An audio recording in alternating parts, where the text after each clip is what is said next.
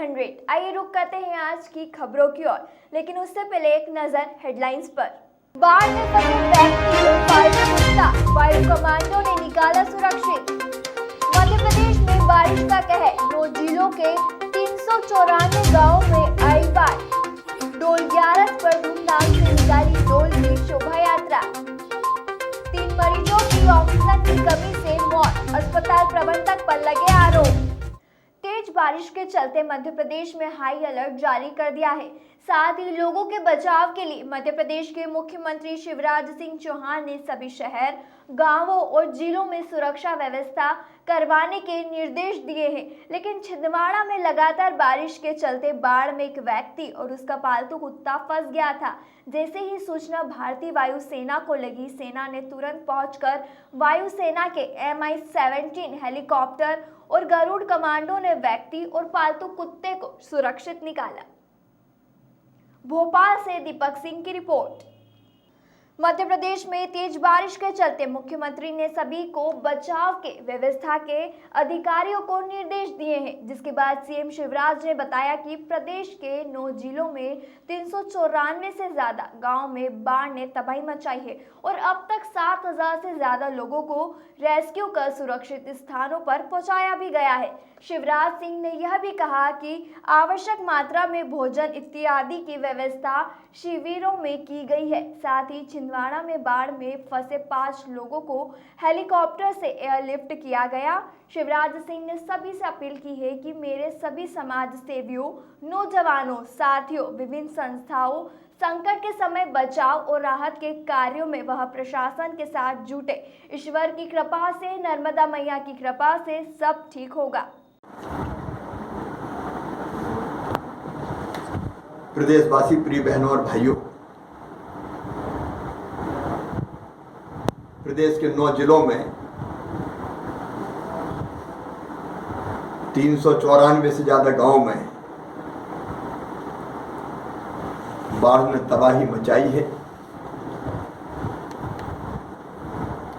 अब तक 7000 से ज्यादा लोगों को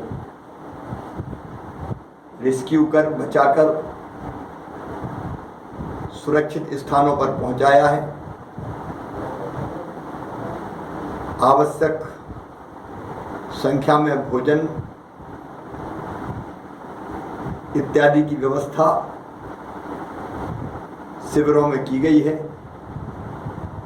छिंदवाड़ा में बाढ़ में फंसे 5 लोगों को हेलीकॉप्टर से एयरलिफ्ट किया गया है। होशंगाबाद, सीहोर, रायसेन जिले के कई गांव बाढ़ में घिर गए हैं। वहां से अनेकों भाई बहनों को सुरक्षित निकाल लिया गया है। कुछ गांव अभी घिरे हैं और भौती में, रायसेन जिले के, नरेला में, सीहोर जिले के और कुछ अलग अलग स्थानों पर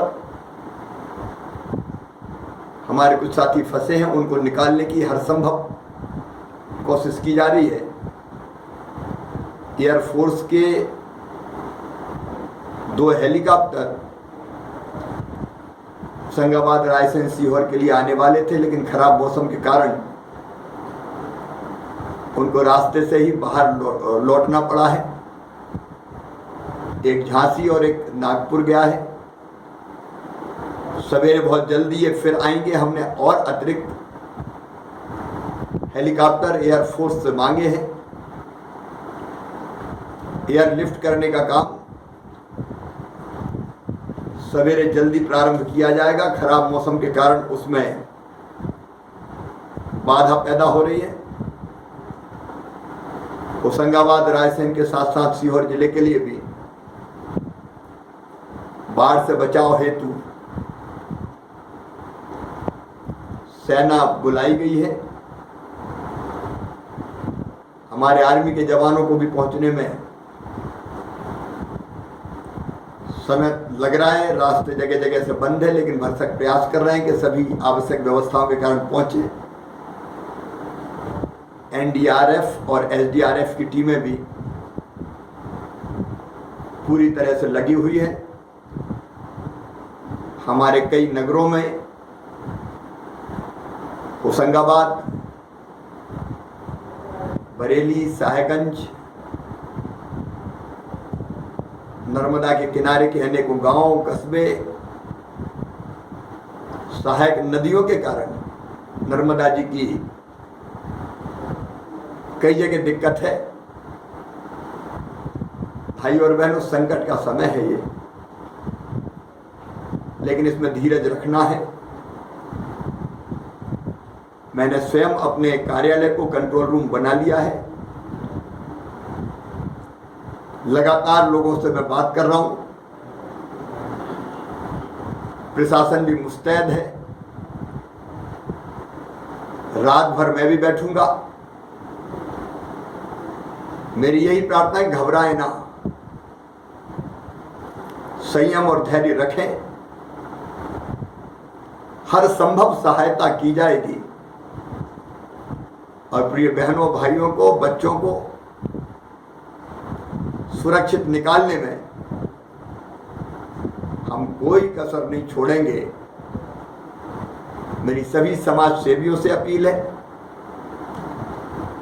हमारे नौजवान साथियों से अपील है, विभिन्न संस्थाओं से अपील है कि संकट के समय बचाव और राहत के कार्यों में वो प्रशासन के साथ जुटे। भोजन, पानी, चाय इत्यादि की व्यवस्था भी प्रशासन के साथ मिलकर सभी समाज से भी उत्साही नौजवान विभिन्न संगठन करें। पूरी हिम्मत के साथ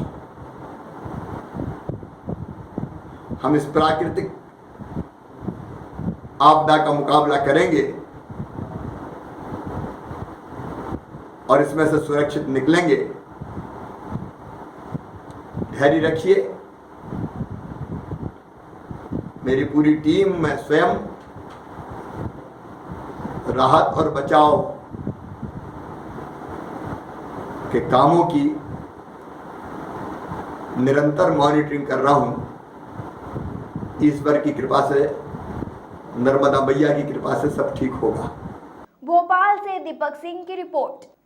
धार जिले के तिलगारा में शनिवार को डोल 11 के अवसर पर ग्रामीणों ने हर्षोल्लास और धूमधाम से गांव के कृष्ण मंदिर, राम मंदिर, सत्यनारायण मंदिर, राधा कृष्ण मंदिर, नयापुरा और मालवीय समाज राम मंदिर से आकर्षक झूला सजाकर भगवान को स्थानीय नदी पर ले जाकर स्नान करवाया और पूजा अर्चना आरती करते हुए गांव में धूमधाम से शोभा यात्रा निकाली गई। शोभा यात्रा में युवा भजन करते आगे चल रहे तो महिला पीछे मगन गीत गाते हुए चल रही थी। गांव में कई जगहों पर झूले में विराजित भगवान बाल गोपाल की पूजा अर्चना की गई। बदनावर से राजेश चौहान की रिपोर्ट। उज्जैन कलेक्टर आशीष सिंह ने शनिवार देर रात माधवनगर कोविड-19 हॉस्पिटल का अचानक निरीक्षण किया और अस्पताल पहुंचकर व्यवस्थाओं का जायजा लिया। पीपीआई किट पहनकर कोरोना के नोडल अधिकारी doctor HP Sonania, Madhavnagar hospital के अधीक्षक डॉक्टर भोजराज शर्मा के साथ कोरोना पॉजिटिव वार्ड में जाकर भर्ती मरीजों से चर्चा की, उनसे उपचार के बारे में जानकारी भी ली, साथ ही मरीजों को दिए जाने वाले भोजन और साफ सफाई की जानकारी ली। तो माधवनगर हॉस्पिटल में भर्ती एक कोरोना पॉजिटिव मरीज ने कलेक्टर से कहा कि यहाँ की व्यवस्था बहुत अच्छी है, सभी डॉक्टर नर्स मरीजों का बेहद ध्यान रखती है। जिसके बाद कलेक्टर ने हॉस्पिटल की व्यवस्थाओं के निरीक्षण के बाद कहा कि माधवनगर हॉस्पिटल के डॉक्टर लगातार मेहनत कर रहे हैं, साथ ही यहाँ से मरीज भी जल्द स्वस्थ होकर निकल रहे हैं। मरीज भी संतुष्ट है। आइए सुनते हैं क्या कहा कलेक्टर आशीष सिंह ने इस रिपोर्ट के जरिए। देखिए, आज माधवनगर का जो हमारा कोरोना का हॉस्पिटल है उसका मेरे द्वारा भ्रमण किया गया है और इसके जितने भी समस्त पॉजिटिव वार्ड हैं और सस्पेक्टेड वार्ड हैं उनमें स्वयं मैंने जाकर निरीक्षण किया है और जितने भी मरीज हैं उनसे बात करी है। जो हमारे ड्यूटी पर लगे हुए डॉक्टर्स हैं, नर्सेज हैं, जो कर्मचारी हैं, उनसे सबसे बात करी है। बहुत अच्छी व्यवस्थाएं हैं और एक जो मरीज़ है जिसने जो संज्ञा दी है, किसने बोला है कि जो माधवनगर अस्पताल है ये एक तरीके से कोरोना पॉजिटिव लोगों का आईआईटी है क्योंकि यहाँ पे इतनी अच्छी सुविधाएं मिल रही हैं और इसके लिए सभी जितने भी यहाँ के डॉक्टर्स हैं, जितना भी यहाँ का पूरा स्टाफ है, बधाई का पात्र है। इक्का दुक्का छोटी छोटी समस्याएं जरूर हैं, खासतौर पर जो इलेक्ट्रिक मेंटेनेंस से संबंधित कुछ लाइट्स और कुछ पंखे जो है वो 1-2 बंद थे, जिस संबंध में निर्देश दिए गए हैं उनको फटाफट हम लोग जल्दी ही चालू करा लेंगे और आगे से ऐसी दिक्कतें ना हों वो सुनिश्चित करा लेंगे। जहाँ तक इलाज और उपचार की बात है, बहुत अच्छे तरीके से इलाज उपचार हो रहा है। बाकी सारी खाने और दूसरी भी व्यवस्थाएँ बहुत अच्छी हैं, सारे मरीज़ संतुष्ट हैं और बहुत बड़ी मात्रा में ठीक होकर यहाँ से लोग जा रहे हैं। बीच में कुछ एक लोगों ने अफवाह भी चलाई थी कि यहाँ पर कुछ ऑक्सीजन की आपूर्ति बाधित हो जाने के कारण या इलेक्ट्रिक आपूर्ति बाधित हो जाने के कारण 3 डेथ्स हुई थी। ये पूरी तरीके से आरोप जो है वो निराधार हैं और सोशल मीडिया पे इस प्रकार की अफवाहें बिल्कुल नहीं चलनी चाहिए। ये दुखद ज़रूर है कि यहाँ पर 3 मृत्यु हुई थी, लेकिन वो अलग अलग समय पर अलग अलग कारणों से हुई थी, क्योंकि बहुत गंभीर अवस्था में यहाँ पर लेके आया गया था मरीजों को। लेकिन यहाँ के जो जितने भी हमारे डॉक्टर्स हैं और जितने भी हमारा स्टाफ है बहुत अच्छा काम कर रहा है, इसके लिए मैं इनको बधाई भी देता हूँ और जो कुछ भी थोड़ी बहुत सुधार की गुंजाइश है उस संबंध में भी हम लोग आगे प्रयास करते रहेंगे। उज्जैन में बीते दिनों माधव नगर हॉस्पिटल में कोरोना से पीड़ित 3 मरीजों की ऑक्सीजन की कमी से मौत हो गई थी, जिसके बाद हॉस्पिटल प्रबंधन पर कई गंभीर आरोप लगे थे। लेकिन शनिवार को उज्जैन कलेक्टर आशीष सिंह ने उन सभी आरोप को निराधार साबित करते हुए अफवाह बता दिया। साथ ही अफवाह फैलाने वाले पर कार्रवाई करने की कलेक्टर ने बात कही। आइए सुनते हैं कलेक्टर ने मीडिया से चर्चा के दौरान क्या कहा, इस रिपोर्ट के जरिए। देखिए, एक तो निश्चित रूप से ये बहुत निराधार अफवाह है जो मेरे संज्ञान में भी सोशल मीडिया पर ये चल रही थी और मैं आगे से इस पे संज्ञान भी लूँगा कि अगर इस प्रकार की अफवाहें आगे चलाई जाएंगी सोशल मीडिया पे व्यक्तियों के द्वारा तो निश्चित रूप से उनके विरुद्ध कड़ी कार्रवाई करी जाएगी।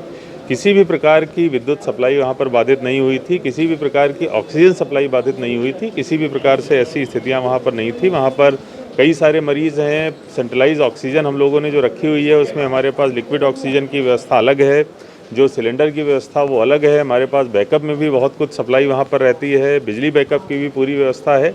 और वहाँ पर 72 पेशेंट्स जो हैं एडमिट थे उस समय और आज भी मतलब 65 से ज़्यादा पेशेंट्स वहाँ पर एडमिट हैं। किसी भी प्रकार से ऐसी स्थिति नहीं थी। जो 3 मृत्यु हुई हैं ये सही है और बहुत दुखद हैं और उन तीनों मृत्यु अलग अलग समय पर हुई है। एक मृत्यु वहाँ पर 10 बजे के आसपास हुई है, बाकी जो दोनों मृत्यु थी वो 12 बजे के बाद में हुई हैं। उनके अलग अलग कारण थे। एक व्यक्ति जो है वो काफ़ी ज़्यादा उनकी तबीयत ख़राब थी, दूसरे हॉस्पिटल से रेफ़र हुए थे। एक व्यक्ति वहाँ पर 2 दिन पहले से एडमिट थे, उनकी स्थिति ऐसी नहीं थी कि नेगेटिव होने के बाद भी उनको किसी दूसरे हॉस्पिटल में शिफ्ट किया जाए। तो इस प्रकार से अलग अलग परिस्थितियों की वजह से 3 मृत्यु हुई थी, जो बहुत दुखद है। लेकिन जो ऑक्सीजन सप्लाई की बात और इलेक्ट्रिसिटी सप्लाई बाधित होने की बात करी जा रही है वो पूरी तरीके से निराधार है। मैं आप लोगों के माध्यम से सभी से अपील करूंगा कि इस प्रकार की जो मिथ्या अफवाहें हैं इससे जो कोरोना से लड़ने में प्रशासन का जो एक तरीके से हमारा प्रयास है उसको धक्का पहुंचता है। लोगों में एक गलत भावना जाती है, लोग जो है कंफ्यूज होते हैं। माधवनगर अस्पताल जो बहुत अच्छा काम कर रहा है, वहाँ के जो डॉक्टर और वहाँ के जो स्टाफ नर्स हैं वो डिमोरलाइज होते हैं। उनकी कहीं ना कहीं जो प्रयास है उनको हम लोग शून्य करने में लगे हुए हैं। कृपया इन चीज़ों का सभी लोग ध्यान रखें। प्रशासन पूरी मुस्तैदी से लगा हुआ है। निश्चित रूप से अगर कहीं कोई कमियां होंगी तो हम लोग निश्चित रूप से उसको दूर करने का काम करेंगे। लेकिन 3 मृत्यु के मामले में कहीं पर भी जो बातें चल रही हैं उसमें बिल्कुल भी लेश मात्र भी सत्यता नहीं है। उज्जैन से मयंक गुर्जर की रिपोर्ट। अभी के लिए बस इतना ही। बाकी देश और दुनिया की खबरों के लिए बने रहे खबर 100 के साथ, जनता की बुलंद आवाज।